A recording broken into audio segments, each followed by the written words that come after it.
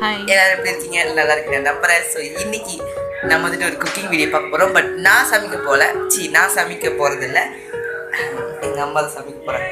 இவங்க வந்துட்டு நீங்கள் வ்ளாகில் பார்த்துருப்பீங்க, இல்லைன்னா இது முடிஞ்ச வ்ளாகில் பார்ப்பீங்க. ஸோ இன்றைக்கி நம்ம வந்துட்டு என்ன ஸ்பெஷல்னு பார்த்தீங்கன்னா ஈக்கன் ரெபூஸ் பொடிமாஸ், தமிழில் அவிச்ச மீன் பொடிமாஸ்.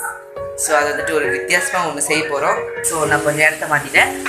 நம்ம வீடியோக்குள்ளே போகிறதுக்கு முன்னாடி நம்மளோட சேனலை என்ன சப்ஸ்கிரைப் பண்ணாமல் பார்த்துட்டு இருந்தீங்கன்னா மறக்காமல் சப்ஸ்கிரைப் பண்ணிட்டு பெல் ஐக்கனை கிளிக் பண்ணிட்டு போயிருங்க.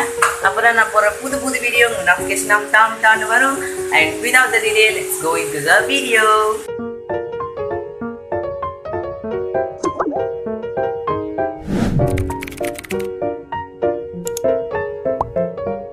ஸோ நான் உங்களுக்கு வாய்ஸ் ஓவர்லேயே சொல்கிறேன். இதுதான் இக்கான், கம்போங், ரெபூஸ்.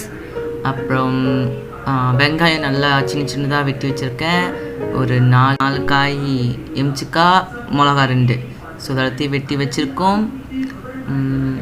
இது வந்துட்டு நல்லா பொடியாக நறுக்கிக்கணும். அப்புறம் மீனை வந்துட்டு நல்லா கழுவி வச்சுருக்காங்க அம்மா. அண்ட் இப்போ நம்ம வந்துட்டு அந்த மீனை வந்துட்டு பொரிக்க போகிறோம். ஸோ அடுப்பை தட்டியாச்சு. அடுப்பை கொஞ்சம் மெதுவாக வச்சுக்கலாம். இப்போது எண்ணெய் ஊற்றலாம். எனக்கு எவ்வளோ எண்ணெய் ஊற்ற சொல்கிறேன்னு தெரில. இவ்வளோ எண்ணெய் ஊற்றிட்டு எண்ணெய் சட்டி காஞ்சோனே நம்ம வந்துட்டு பொரிக்கலாம். ஸோ ஒரு மீனாக பொரித்து எடுத்து வச்சுக்கலாம். ஓகே, பொரிச்சிட்டு இந்த மாதிரி ஒரு மங்கில் போட்டுட்டு அதோட முள்ளெலாம் எடுக்கணும்.